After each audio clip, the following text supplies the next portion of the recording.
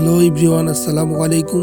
আপনাদেরকে আজকে আমি নিয়ে এসেছি বিবিসিএল অটো ব্রিক একটি প্ল্যান। এটি বোচাগঞ্জ উপজেলা, দিনাজপুর জেলার বোচাগঞ্জ উপজেলা অবস্থিত। এটি মজবুত ও স্বপ্নের বাড়ি নির্মাণে আপনার ব্যবসা প্রতিষ্ঠান, বড় বড় প্রতিষ্ঠান বা আপনি যদি মজবুত ব্রিক খুঁজেন, এটা বিবিসিএল এর ব্রিক হচ্ছে একটি মজবুত এবং সবচেয়ে পুরুত্ব একটি ইট। আপনাদের আজকে আমি বিবিসিএল কোম্পানির এখানে নিয়ে এসেছি। আপনাদের পুরো ইট তৈরির প্রক্রিয়াটা ঘুরে ঘুরে দেখাবো, কীভাবে ইট তৈরি হচ্ছে, কীভাবে প্রক্রিয়া করে পুরানো হচ্ছে, কীভাবে ভিতরে নিয়ে যাওয়া হচ্ছে, বাহির করা হচ্ছে, পার্ট টু পার্ট আপনাদের দেখাবো। আপনারা দেখতে পাচ্ছেন এখানে ইট পুরানোর জন্য রাখা আছে, ইট তৈরি করে পুরানোর জন্য প্রক্রিয়াকরণ করা হয়েছে।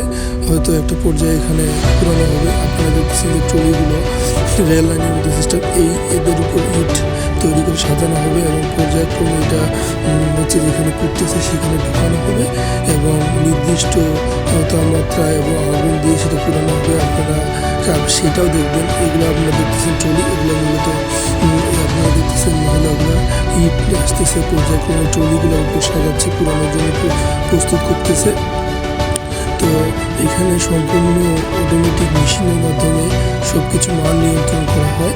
আপনারা দেখতেছেন যে এই যে এখানে মাটিগুলো আসতেছে এবং হাইড্রোলিকের মাধ্যমে মাটিগুলোকে প্রক্রিয়া করে ইটের সাইজ অনুযায়ী বাইর করা হচ্ছে এবং কাটিংয়ের মাধ্যমে তা নির্দিষ্ট মাপ অনুযায়ী 9.5 ইঞ্চি লম্বায় এবং ইটের একটা আদর্শ যে মাপ আছে সেই অনুযায়ী একদম নিখুঁতভাবে তা তৈরি করা হচ্ছে।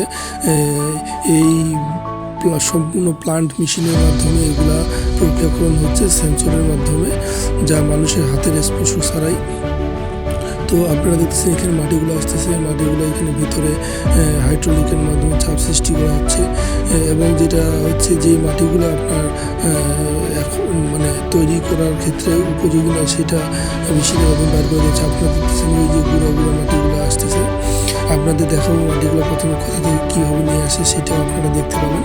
তো সেই মাটিগুলোতে গুঁড়া মাটিগুলো নিয়ে আসে কনভেয়ার বেল্টের মাধ্যমে আসতেছে, আসে নির্দিষ্ট একটা ফর্মেন্টেশন যাচ্ছে। সেখানে আপনারা দেখবেন পানি এবং মাটিগুলো মিক্সার করে আরও গুঁড়া করা হচ্ছে এবং সেই গুঁড়া মাটিগুলোকে ফর্মেশন করে বেলের মাধ্যমে আবার মেশিনের মাধ্যমে নিয়ে যায়। ওইখানে পানি এবং মেশিনের মাধ্যমে এড করে যতটুকু পানি লাগবে এবং মাটিগুলো হাইড্রোলিক মানে চাপ সৃষ্টি করে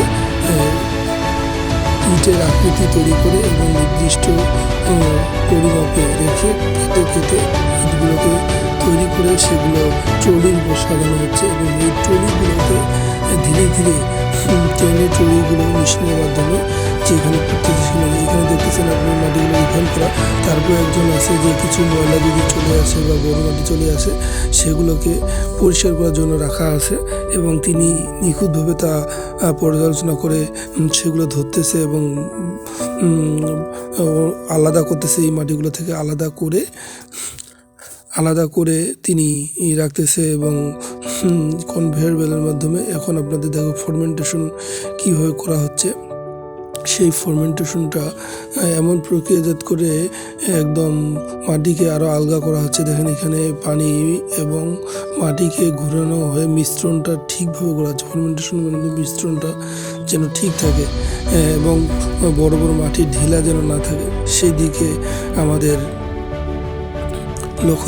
লক্ষ্য রাখতেছে কিছু লোক এবং এটা মেশিনের মাধ্যমে যদি মাটি ঢিলা থাকে সেটা অপসারণ হয়ে যাচ্ছে এবং আপনারা দেখতেছেন এখানে হাজার হাজার কাঁচা ইট স্তূপ করে রাখা আছে ট্রলির উপর। সেগুলা পর্যায়ক্রমে পার্ট টু পার্ট ট্রলিগুলো নিয়ে দেওয়া হবে এই পুরানোর জন্য।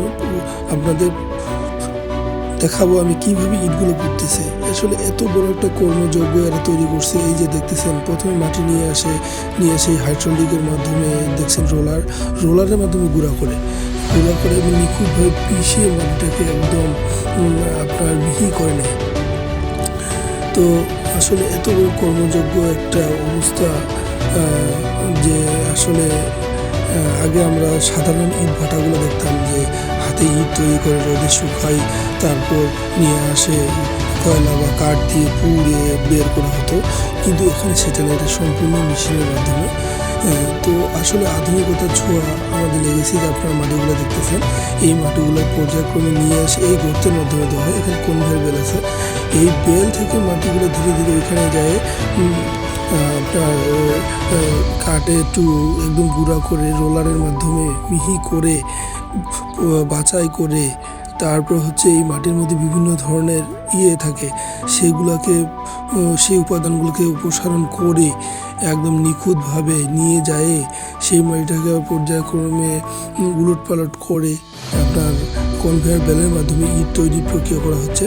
সেই ইট আবার তৈরি করে সাজানো হচ্ছে ট্রলির মাধ্যমে। সেই ট্রলিগুলোতে ধীরে ধীরে নির্দিষ্ট একটি তাপে তাদেরকে পুরানো হবে, এবং সেইখান থেকে আপনারা দেখতেছেন এর পুরুত্ব অনেক ভালো। আমরা পরীক্ষা করে দেখছি একটি আদর্শ ইটের যে মাপ, সেই মাপটি ঠিক আছে। আপনারা দেখতেছেন এটা কন্ট্রোল রুম, এখান থেকে সব কিছু কন্ট্রোল করা হয়। আপনারা দেখতে পাচ্ছেন হাজার হাজার ইট, লক্ষ লক্ষ ইট তৈরি করা হয়েছে, যেগুলো পুরানোর জন্য অপেক্ষমান। আর ওই যে ওইদিকে যে জায়গাটা দেখতে পাচ্ছেন, সেইখানে ইটগুলো পুরানো হচ্ছে, এবং আমরা ওইখানে নিয়ে যাবো। এখান থেকে দেখতে পাচ্ছেন যে কোন ইটগুলো পুরানো হয়েছে এবং পুরানো হয়নি, কত তাপমাত্রা হয়েছে, কী অবস্থায় আছে, এই মনিটেশন চার্টের মাধ্যমে আপনারা দেখতে পাবেন। আপনারা দেখতে পাচ্ছেন যে এইখানে সবসময় অপারেটররা বসে থাকে এবং পর্যবেক্ষণ করে। আমাদের এই যে ইটগুলো দেখতেছেন, এই যে আপনারা দেখতেছেন ইটগুলো সাজাচ্ছে, ইটগুলো পর্যায়ক্রমে তৈরি হয়ে আসতেছে। কিছু লোকের মাধ্যমে এগুলো পার্ট টু পার্টভাবে সাজানো হচ্ছে, এবং এটা সম্পূর্ণ এই